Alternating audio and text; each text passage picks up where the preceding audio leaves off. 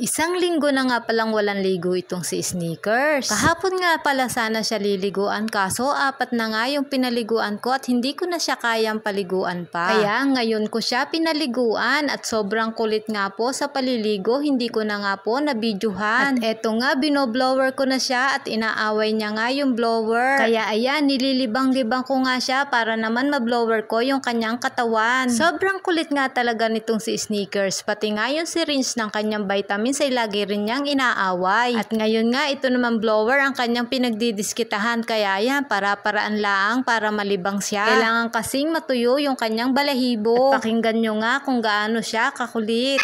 Kamay ko! Ayan. Ayun ako, si Sneakers, ayaw magpa-blower, galit na galit. Ayan. Naaway niya ang blower. Hindi ka natutuyo pag hindi ka nagpa-blower. At ayan nga, sa wakas ay natapos nga ang pagbublower ko sa kanya. At ayan nga, ang ganda-ganda na po nitong si Sneakers. At ganito na nga po siya kalaki. Nung makuha nga po pala namin siya ay 3/4 lang. At ngayon nga po ay 1 kilo at 3/4 na siya. 1 kilo nang idinagdag sa timbang niya at abot na nga niya itong taas.